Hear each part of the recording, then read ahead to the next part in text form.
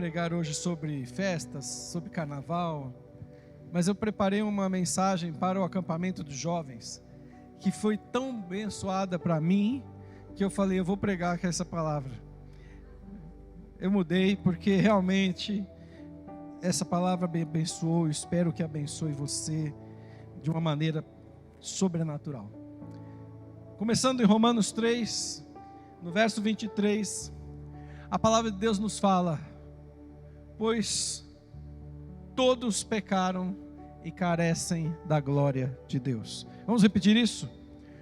Porque todos pecaram e destituídos estão da glória de Deus. Amados, o tema que eu vou falar é sobre cura. E a pergunta que eu quero fazer é esta: cura, será que eu preciso? Será que você precisa? Pergunte ao seu irmão, será que você precisa? Pois todos pecaram, e todos vivem uma situação onde você, eu, a Dani, o Wilton, todos nós precisamos da glória de Deus. Você precisa da glória de Deus. Nunca houve na história da humanidade uma época como essa, com tantos contrastes. Nunca houve na história tanto avanço tecnológico, tanto avanço da medicina, tanto avanço da tecnologia de construção, de transporte, estilo de vida onde você abre a torneira, sai água, onde você vai no supermercado e compra o que você quer. Nós estamos numa época de abundância, numa época onde tem muito conhecimento, mas ao mesmo tempo estamos vivendo um contraste. Nunca houve na história tantas doenças, tantas pessoas enchendo as filas dos hospitais, das clínicas, dos consultórios, com todo tipo de problemas. Por que esse contraste? Se nós temos tanto avanço, tanto desenvolvimento, era para estar acontecendo o contrário. Era para a gente estar vendo os hospitais ficarem vazios.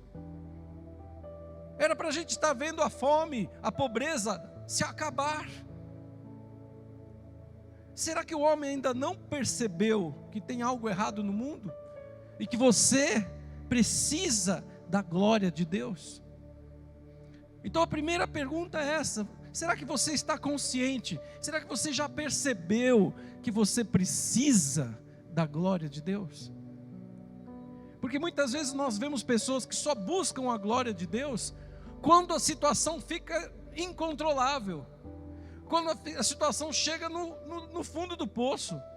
Mas às vezes nem dá mais tempo, né, de você buscar a Deus naquele momento, porque às vezes a situação não tem como voltar, não é reversível. Na verdade eu vou falar mais itens, mas 3 coisas importantes. A primeira: quem precisa de cura? Quem aqui de nós precisa de cura?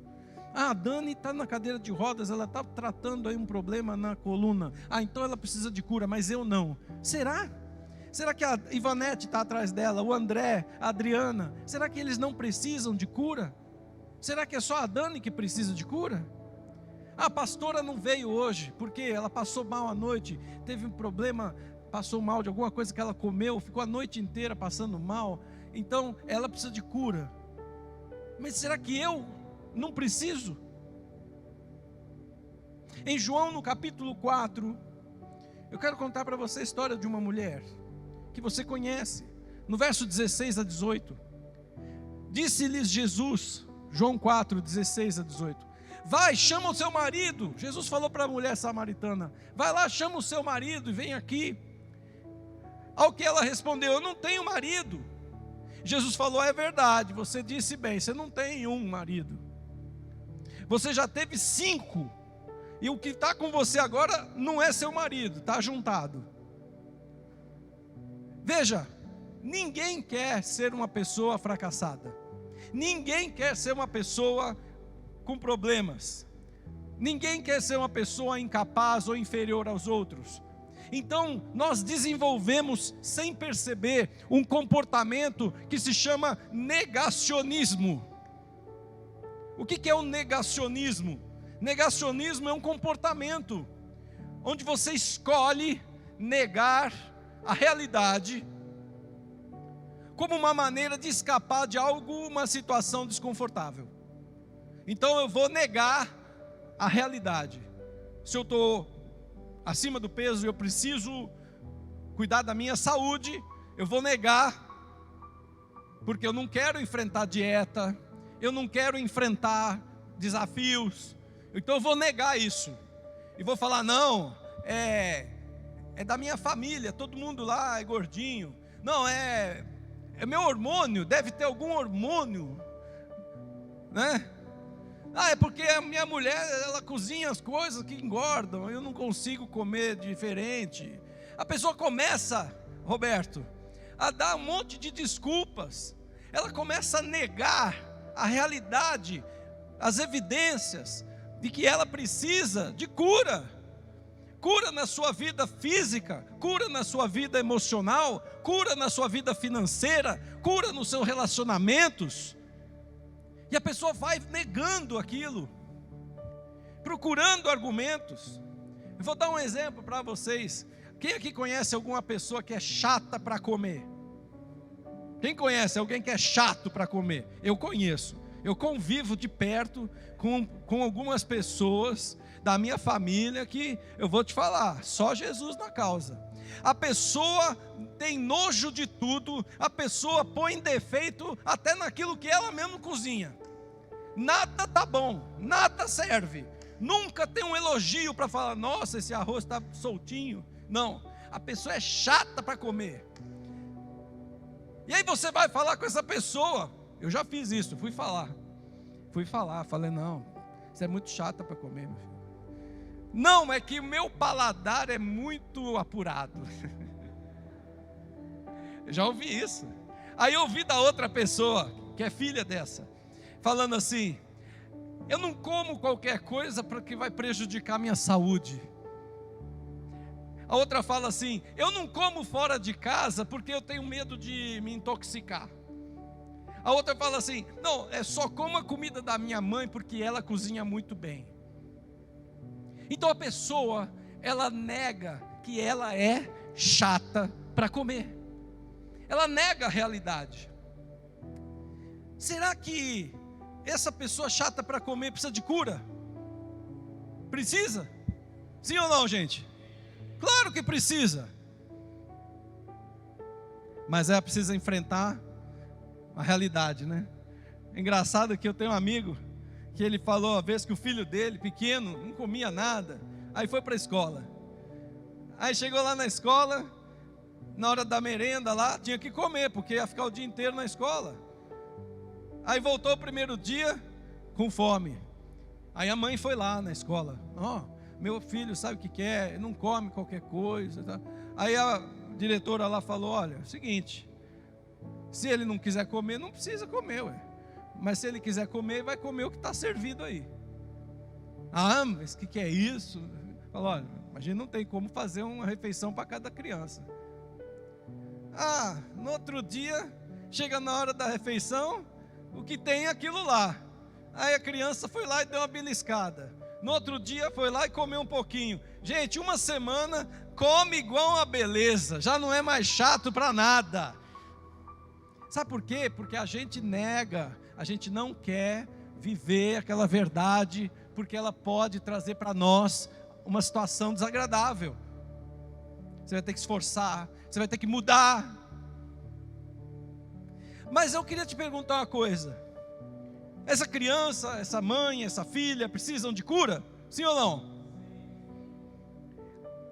Em 2 Reis você vai ver uma outra pessoa que precisa de cura.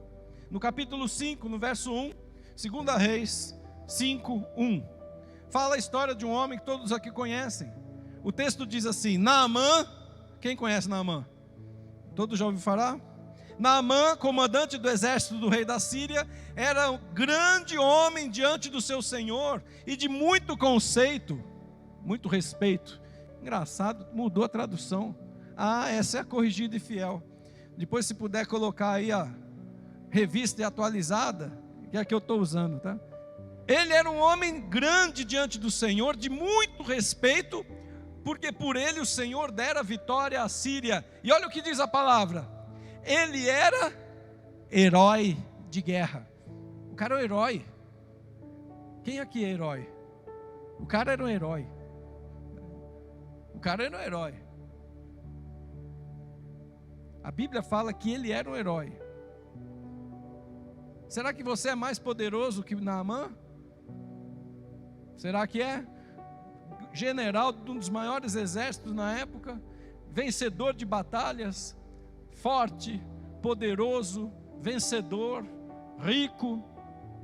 Mas o que a Bíblia fala? Que ele tinha uma doença.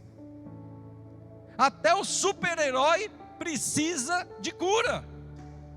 Diga para o seu irmão: até os heróis precisam de cura. Ou é na vida física, ou é na vida emocional, ou é na vida financeira. Todos nós precisamos de cura. O problema, irmãos, é que a doença não tem nada a ver com o seu sucesso. A gente confunde, a gente acha que se você disser que tem um problema, que tem uma doença, que tem um problema financeiro, a pessoa acha que isso vai mostrar para o mundo que ela é defeituosa, que ela é fracassada. Mas não é isso.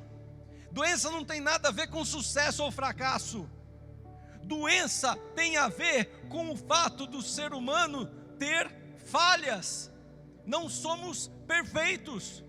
Doença não tem nada a ver com sucesso. Doença existe porque não existe nenhuma pessoa perfeita no mundo. A dúvida então não é se você precisa de cura. A dúvida não é se você tem algum problema. A dúvida é onde você precisa de cura. Porque todos aqui precisam de cura. Todos estão nos vendo pela televisão, pelo vídeo, precisam de cura. Todos os seres humanos da face da terra, o mais rico até o mais pobre, o mais forte até o mais fraco, todos precisam da cura divina. Todos pecaram e carecem da glória de Deus. O seu problema não tem nada a ver com sucesso ou fracasso. O seu problema tem a ver com a sua humanidade. Você é homem, você é ser humano, você é mulher, você é ser humana. Você tem necessidade de cura divina. Em alguma área da sua vida, ou em várias áreas da sua vida. O que é mais comum é que você precise de cura em várias áreas. Pense nisso. Onde você gostaria de uma mudança? Pensa, onde você gostaria que viesse a fada madrinha com a varinha de condão e tocasse assim, ó, plim, muda tudo. Onde? É na sua vida financeira? É no seu temperamento? É na sua saúde física? Onde? Guarde isso no seu coração. A segunda coisa que eu quero falar: como Deus cura? Quem sabe dizer? Como é que Deus cura? João capítulo 9, abra sua Bíblia aí, ou siga comigo aqui no telão. João 9, verso 5 ao 7. Enquanto, o que Jesus disse? Vamos ler todos juntos? Seguindo aqui, ó. Enquanto estou no mundo, eu sou o quê? Dito isso, olha o que Jesus fez. Cuspiu na terra, fez um pouco de lodo, de barro com a saliva, e aplicou nos olhos do cego, dizendo: vai, lava-te no tanque de Siloé. E ele foi, se lavou, e o que aconteceu? O que aconteceu? Ficou curado. Eu te pergunto, como é que Deus cura? Como é que Deus vai curar seu problema? Como é que Deus vai curar a sua situação? Se é doença física, se é doença espiritual, atormentado por alguma coisa espiritual, se é uma doença emocional, problema de comportamento, problema de temperamento, problema de relacionamento. Essa pergunta, irmãos, é a pergunta que vale $1 milhão.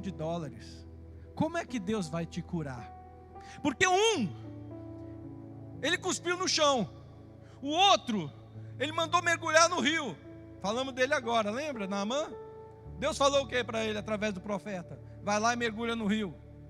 E o outro? Ele falou, olha, vai, baleia, engole esse cara aí. Deus curou ele através da baleia. Porque depois que a baleia engoliu ele, ele foi lá e pregou a palavra e fez o que Deus mandou, e houve uma salvação de uma cidade inteira. Como é que Deus vai curar você? Hein? Eu não sei. Muita gente perde a fé porque fica colocando para Deus condições. Eu quero que o Senhor me cure desse jeito. Eu quero que o Senhor me cure nessa data. Nesse jeito, nessa data. No modo e no prazo que você quer. Mas a palavra de Deus fala em Eclesiastes que Deus age do modo e no prazo que Ele quer. Amém? Então pare de se preocupar com o que Deus vai fazer. Pare de se preocupar com a responsabilidade que é de Deus. E se preocupe com a sua parte. A sua parte é crer. A sua parte é confiar. A sua parte é obedecer os mandamentos. A sua parte é seguir a sua vida. Confie em Deus. Se Ele fala na palavra em Gálatas, confessai os vossos pecados uns aos outros, para serdes curados. Então qual que é a sua missão? É esconder? Está tudo bem, irmão? Está tudo bem, pastor. Depois de uma semana está separado. Uai, será que em uma semana é que houve problema naquele casamento? Uma vez um casal de uma igreja, vocês não sabem quem é, me procurou pedindo ajuda. Fazia 3 anos e meio que eles dormiam em cama separada. 3 anos e meio. Está escondendo por quê? Porque o mundo acha que se você mostrar sua fraqueza, se você mostrar seu problema, você é um fracassado. Mas eu já falei que a doença não tem nada a ver com sucesso ou com fracasso. Todos nós precisamos da graça de Deus. Todos nós precisamos da ajuda de Deus. Pare de dizer para Deus como é que Ele tem que agir e comece você a fazer só a sua parte. Deixa Ele. Se Ele vai cuspir no chão, se Ele vai falar para você, vou jantar na sua casa, se Ele vai mandar você dar mergulho no rio, Ele é que vai decidir como. Amém, irmãos? O que eu tenho que fazer é confiar nele e não perder a fé. Porque se você começar a colocar regras para Deus, Ele não vai te obedecer. E você vai achar que Deus não te ouve. Ele ouve o Jerônimo, Ele ouve a Adriana, Ele ouve todo mundo, menos você. Diga ao seu irmão, Deus não tem neto. Deus só tem filhos e filhas. Ele não tem panelinha, não tem queridinho, não tem especialzinho. Mas quem muda não é Deus, é você. É a sua resposta, a sua atitude, o seu comportamento, é você. Terceira coisa, por que você precisa de cura? Porque você pode virar para mim e falar assim, pastor, olha, eu sou chato para comer e eu não vou mudar. Eu vou ficar a vida inteira sendo chato para comer. Ó, pastor, eu tenho esse problema aqui, ó, não vou fazer nada para mudar isso. Você pode fazer sim ou não? Pode ou não pode? Pode. Muitos aqui estão que nem essa mulher que nós lemos no início do culto, 12 anos com hemorragia. Muitos aqui estão com esse problema 3, 4, 5 anos. Claro. Mas eu vou te contar a história de um homem que pensava como você pensa. Um homem que não tinha ainda entendido o que Deus fala quando Ele fala de cura. E nós precisamos aumentar hoje. Você vai hoje dar um salto no seu entendimento sobre esse assunto. Abra sua Bíblia em Daniel 4, verso 28. Desculpa, eu vou ler um textão, mas é preciso. Daniel 4, do 28 ao 37. Olha o que diz a palavra de Deus. Todas essas coisas sobrevieram ao rei Nabucodonosor. Estamos falando de quem? De um rei. O maior imperador da época, o maior império daquela época era o império da Babilônia. Ele era o comandante de todos os reinos que existiam na terra. Um cara super poderoso, era o top, o número 1 lá da chefia, o chefe do chefe. Ao cabo, verso 29, ao cabo de 12 meses, passeando sobre o palácio real na cidade da Babilônia, o rei falou o rei e disse: não é essa grande Babilônia que eu edifiquei para a casa real, com meu grandioso poder e para a glória da minha majestade? O cara estava se achando a última Coca-Cola do deserto. Aí no verso 31, Deus ouviu, e Deus falou assim: está na hora de eu curar esse camarada. Deus falou: está na hora de eu curar esse cidadão. E diz aí no verso 31, falava ainda o rei, quando desceu uma voz do céu. O que Deus disse? A ti se diz, ó rei Nabucodonosor, já passou de ti o reino, serás expulso dentre os homens, a tua morada será com os animais do campo, far-te-ão comer ervas, capim, como os bois, passar-se-ão 7 tempos por cima de ti, até que aprendas que o Altíssimo tem domínio sobre o reino dos homens, e o dá a quem quer. O que Nabucodonosor precisava? Aprender. Olha para o seu irmão, você precisa aprender com Deus. Amados, quando nós falamos de cura, nós falamos de algo muito maior do que parar de ter micose no pé. Nós falamos algo muito maior do que você parar de ter falta de dinheiro para comprar um sorvete. Nós estamos falando de cura. Significa que o Todo-Poderoso, o Altíssimo, Deus se apresentou a ele como o Altíssimo. O Altíssimo quer que você aprenda algo. Ele quer que você aprenda algo. E quando você não quer aprender, quando você não quer passar por essa experiência, quando você não quer deixar Deus entrar na sua vida, você está sendo igual Nabucodonosor. Orgulho, soberbo, independente de Deus. E Deus falou assim: ô Nabucodonosor, eu quero que você aprenda algo. Você não está me buscando, você tem todo o reino, todo o dinheiro, toda a glória, e mesmo assim você não me busca? Chegou a sua vez, eu vou te ensinar uma lição. No verso 33 diz assim: no mesmo instante se cumpriu a palavra sobre Nabucodonosor, foi expulso dentre os homens, passou a comer erva como os bois, o seu corpo foi molhado no orvalho do céu, até que lhe cresceram os cabelos igual às penas da águia, as suas unhas como as das aves. Mas ao fim daqueles dias, eu, Nabucodonosor, levantei os olhos ao céu. Olha o que ele fez. Ele, diante daquela doença, diante daquele problema, diante daquela crise, o que ele fez? O que ele fez, irmãos? Levantou os olhos ao céu. É isso que você precisa fazer. Parar de negar, parar de esconder, ou tentar esconder, e levantar os olhos aos céus. Levantei os olhos ao céu, tornou-me a vir o entendimento. Olha só, a pessoa que tem uma doença, a pessoa que tem um problema e não busca ajuda em Deus, ela está sem entendimento. E quando você busca, volta o entendimento. E ele diz: voltou a mim o entendimento, e eu bendisse o Altíssimo. Ele começou a bendizer a Deus. Louvei, glorifiquei ao que vive para sempre, cujo domínio é sempre eterno, e cujo reino é de geração em geração. Aleluia! Esse homem mudou. Ao invés de falar: olha o meu reino que eu fiz para a minha majestade, com o meu poder, com o meu dinheiro, com a minha beleza, olha aqui, o que ele falou agora?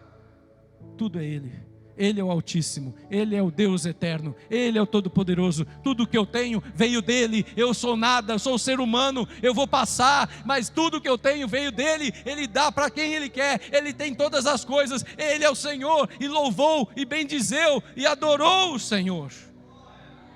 É isso, irmão, que você tem que fazer. E aí ele disse: todos os moradores da terra são por Ele reputados em nada. Nós somos como formiga.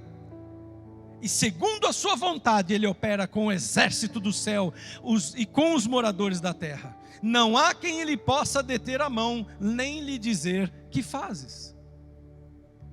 Olha o verso 36. Tão logo me tornou a vir o entendimento, também para a dignidade do meu reino, tornou-me a vir a minha majestade, o meu resplendor, buscaram-me os meus conselheiros e os meus grandes, e fui restabelecido no meu reino, e a mim se me ajuntou extraordinária grandeza.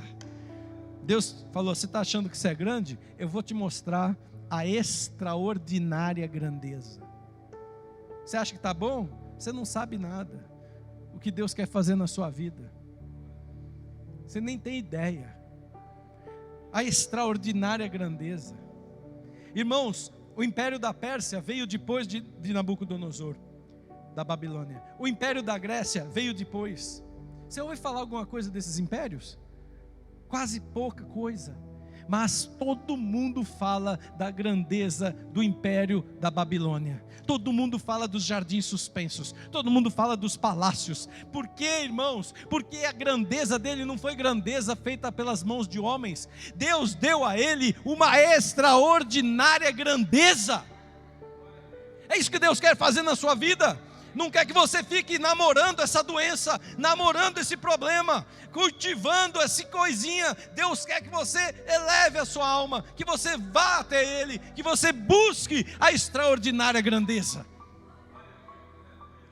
E ele diz no verso 37, agora pois eu, Nabucodonosor, louvo, exalto e glorifico ao Rei do céu, porque todas suas obras são verdadeiras, os seus caminhos justos, e pode humilhar os que andam na soberba.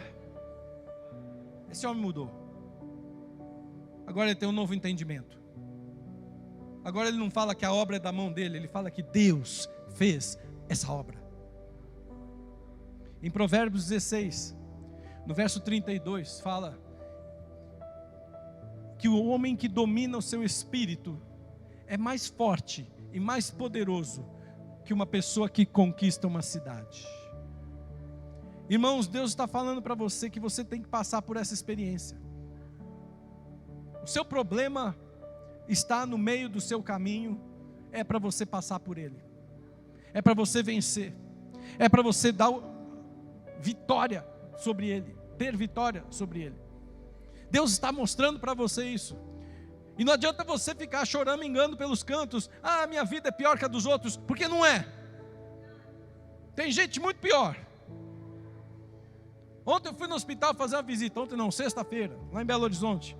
Um rapaz de 52 anos, com mieloma, um tumor nas vértebras. E ele descobriu porque ele foi carregar um botijão de gás, quebrou 2 vértebras. Foi levado para o hospital e descobriram que ele tem um câncer. 52 anos. Não pode pegar o filho no colo. Um homem forte. Porque ele está em risco de quebrar todos os ossos. Mas irmãos, está na hora de você parar de negar o seu problema, parar de negar sua doença e dominar o seu espírito. Eu não ligo se os outros vão falar, eu não ligo o que os outros vão pensar. Eu tenho aqui agora que obedecer a Deus e buscar a cura.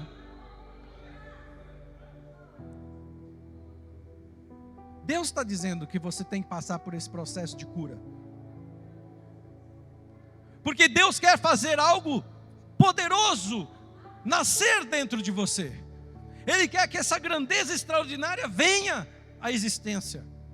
E somente quando Nabucodonosor tornou a ter entendimento e buscou a Deus, é que se manifestou a glória de Deus na vida dele. Tem muita gente querendo que a glória se manifeste para depois buscar a Deus. Não é assim que funciona.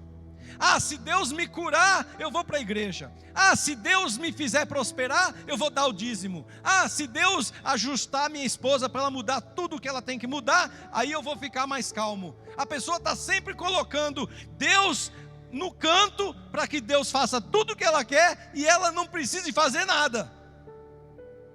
Será que é assim que Deus vai agir?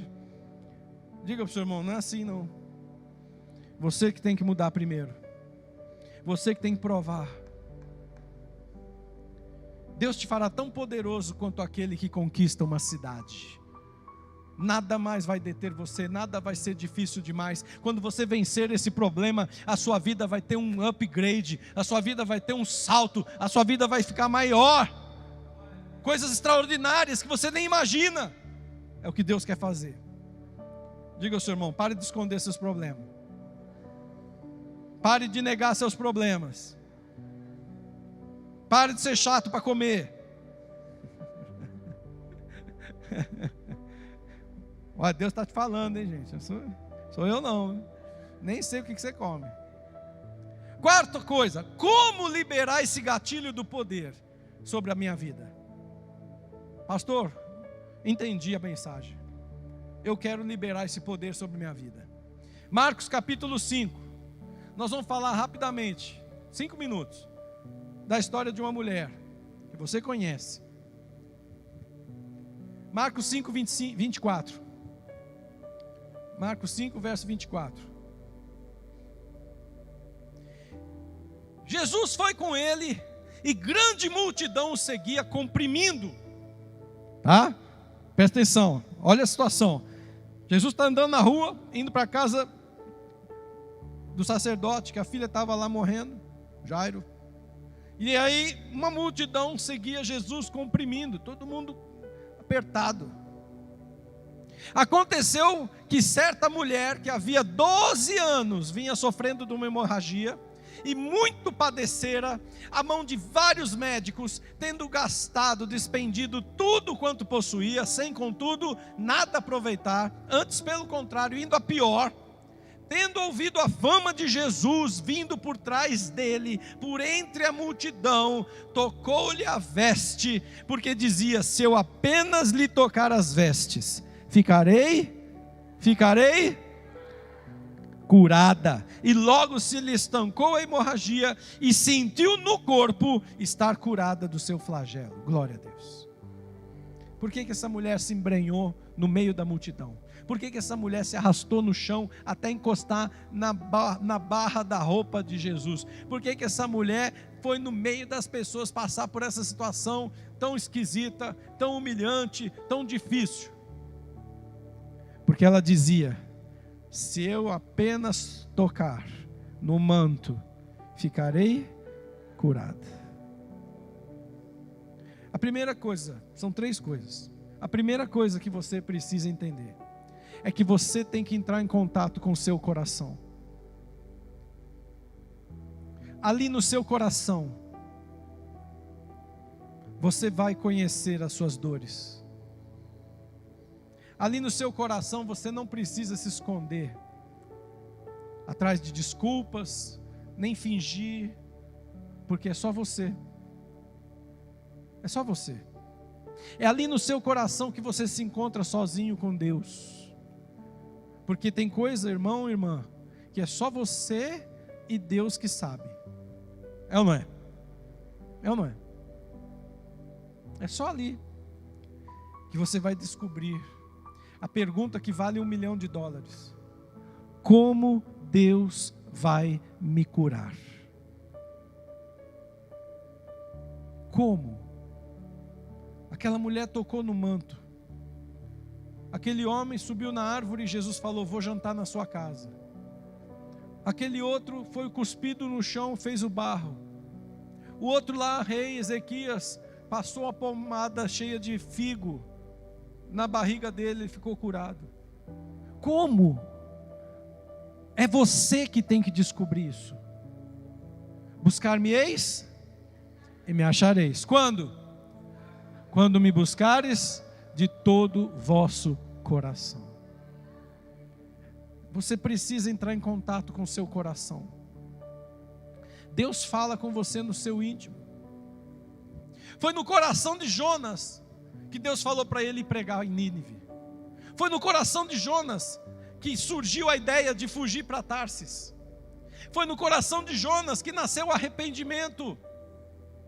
É no seu coração que acontecem essas coisas. E você precisa entrar em contato com o seu coração. Esquece o que os outros falam. Esquece o que os outros vão achar. Você entra em contato com o seu coração. E ali você fala com Deus. E Deus vai te encaminhar no caminho certo. Deus quer falar com você. Ele quer revelar as coisas para você. Mas tudo começa aí dentro do seu coração. E talvez seja essa a primeira cura que você precisa. Que é começar a buscar a Deus. Começar a orar. Começar a tirar um tempo do seu dia para estar na presença do Senhor. Talvez seja esse o primeiro remédio que você está precisando. É ou não é? Sim ou não? Você precisa, número 2, quebrar o ciclo da doença. Aquela mulher passou 12 anos. Ela gastou dinheiro com o médico, foi no outro médico, foi no outro médico. Eu não tenho nada contra médico, irmãos. Mas tem situações que você tem que procurar um segundo caminho, uma segunda opção. Eu não estou falando do médico, eu estou falando do seu problema, seja qual for. Talvez você esteja 12 anos que nem ela, 5 anos, 3 anos, 1 ano, correndo atrás do problema, tentando resolver e nada resolve. Você tem que quebrar esse ciclo e fazer algo novo. Se você fizer algo novo, você vai experimentar algo novo na sua vida. É o novo de Deus. Quando ela mudou a forma de agir, tudo aconteceu. Ela venceu o medo, venceu a vergonha, fez algo que Jacó fez, tocou na orla das vestes do anjo. É isso. Tem que quebrar esse ciclo, irmão. Quebrar esse ciclo. Eu falei aqui agora uma coisa que eu tenho certeza que muita gente aqui precisa quebrar. É não ter um tempo diário com Deus. Tem que quebrar esse ciclo. Por quê? A Bíblia fala: orai sem cessar. A Bíblia fala: quando entrar no seu quarto, fecha a porta e ora ao teu pai que te vê em secreto, e o teu pai te recompensará. E muita gente não está fazendo isso. Muita gente não está fazendo isso. Você tem que quebrar esse ciclo e falar: esse ano eu vou quebrar esse ciclo dessas coisas que estão travadas na minha vida há 2, 3, 5, 10 anos. Vai ser fácil? Sim ou não? Claro que não. Se fosse fácil, você já tinha feito. É ou não é? Se fosse fácil, você já tinha feito. Mas é o caminho que Deus tem para você. O que Jesus falou? Quem quiser vir após mim, negue-se a si mesmo. O velho homem morreu. Tome a sua cruz e me siga. É a sua cruz que nós estamos falando aqui hoje. A cura é você tomar a sua cruz. E terceiro e último, você tem que entrar em contato com Jesus. Aquela mulher foi no meio da multidão, se arrastando até encostar em Jesus. Ela não parou. Se Jesus desse mais um passo, ela ia dar mais um passo. Se Jesus desse mais 10 passos na frente dela, ela ia dar mais 10 passos na frente dele. E Jesus ensinou, ele falou isso: olha, se alguém pedir para você andar 1 milha, anda 2. Quem que está pedindo para você andar 1 milha agora nesse culto? É Deus. Deus está pedindo para você: eu quero que você ande 1 milha. Nós temos exemplos aqui, irmãos. Quantos? Quem acompanhou a batalha, a guerra da doutora Andréia? Quem? Olha aí, alguns conhecem, nossa irmã Andréia, que tinha um problema no rosto. Qual batalha? Ela andou 1 milha, teve que andar outra, andou 200 milhas e não desistiu. E Deus fez a obra. Ele vai fazer a obra. Quem viu a pregação do Christian quinta-feira aqui? O que o Christian pregou? Você não está vendo, mas Deus está trabalhando. Vocês não viram, não? Pode pedir perdão a Deus, se arrepender, viu? Vocês têm que assistir o culto de quinta-feira. Se não assiste presencialmente, assiste depois na internet. Que palavra abençoada. Que palavra abençoada. Irmãos, tem que andar mais 1 milha? Ande. Mas você precisa ter um contato com Jesus. É com Ele é a fonte de vida. E eu quero orar com você. Passei 4 minutos do meu plano. Eu quero orar com você, porque uma das coisas que eu tenho que ser curado é falar demais. Eu tenho que falar as coisas mais rápido, mais curto. É uma meta minha, irmãos. Uai, hoje eu Escapou 4 minutos só. Vamos orar. Que Deus quer que você seja curado. Mas você precisa abrir o seu coração, buscar andar, encontrar com Jesus. Não desistir. Quebrar esse ciclo. Quebrar esse ciclo. E eu vou pedir ajuda, irmão. Vocês vão ver, daqui a um tempo, vai ter alguém aqui na frente, nos cultos, com um papelzinho assim, ó, escrito, 10 minutos. Vai ficar lá. Aí eu estou pregando. Quando faltar 10 minutos para o horário que eu tenho que parar, a pessoa vai mostrar assim, pastor, 10 minutos. Vai ter outro papelzinho, escrito 5. Quando faltar 5 minutos, a pessoa vai, pastor, 5. Sabe por quê? Você tem que quebrar o ciclo. Você tem que quebrar o ciclo. Você precisa usar a sua inteligência, usar os recursos de Deus, usar a palavra de Deus, usar tudo o que você tiver ao seu alcance para quebrar esse ciclo e curar sua vida. É finanças, é a saúde, é o casamento, é o que precisar. Você precisa quebrar esse ciclo. E Deus quer te dar uma grandeza extraordinária.